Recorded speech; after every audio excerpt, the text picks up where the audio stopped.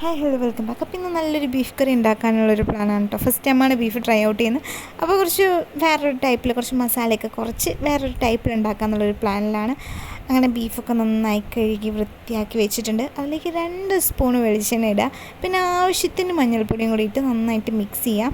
ഇനി നമുക്കൊരു പാൻ എടുക്കാം. അതിലേക്ക് മല്ലിപ്പൊടിയും അതുപോലെ തന്നെ മുളകും, വറ്റൽമുളകാണ്, ചുമന്ന മുളകില്ലേ, അതും കൂടി ഇട്ട് നന്നായിട്ട് വറുത്ത് കൊടുക്കുക. ഈ വറുത്ത് കൊടുത്ത മല്ലിപ്പൊടിയും മുളകിൻ്റെയും കൂടെ മിക്സ് നമുക്ക് മിക്സീൻ്റെ ജാറിലേക്ക് ഇട്ടിട്ട് നല്ല കുഴമ്പ് രൂപത്തിലാക്കി എടുക്കാം കേട്ടോ. എന്നിട്ട് ഈ ഒരു മസാല നമുക്ക് മിക്സ് ചെയ്ത് വെക്കാം.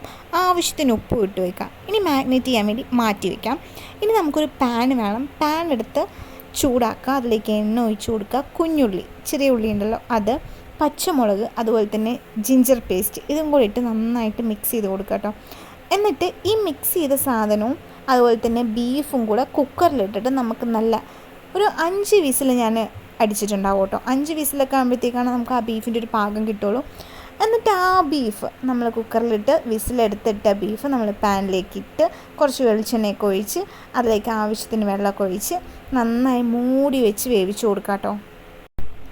അങ്ങനെ മൂടി വെച്ച് വേവിച്ച് നല്ല സ്മെല്ല് വരാൻ തുടങ്ങി. അപ്പോഴത്തെ ചട്ടിയിൽ നമ്മൾ നല്ല ഉലുവയും കുഞ്ഞുള്ളിയും കറിവേപ്പും കൂടി ഇട്ടിട്ട് നന്നായിട്ട് വഴറ്റിയെടുക്കാം. ഈ വഴറ്റിയെടുത്തത് നമുക്ക് ഈ ബീഫിൻ്റെ മുകളിലേക്ക് അങ്ങോട്ട് തട്ടിക്കൊടുക്കാം. അങ്ങനെ നമ്മൾ വഴറ്റിയെടുത്ത സാധനം നമ്മൾ തട്ടിക്കൊടുത്തിട്ടുണ്ട്. എന്നിട്ട് നന്നായിട്ട് ഇളക്കുക. ഈ ഒരു ടൈമിലൊരു സ്മെല്ല് വരും കേട്ടോ. സെറ്റാണ്. ഇതിൽ വേറെ ഒരു മസാലയും ഞാൻ ആഡ് ചെയ്തിട്ടില്ല. വെറും കുഞ്ഞുള്ളിയും മുളകും മല്ലിപ്പൊടിയും കറിവേപ്പും മാത്രം വെച്ചിട്ടാണ് നമ്മളിതുണ്ടാക്കി.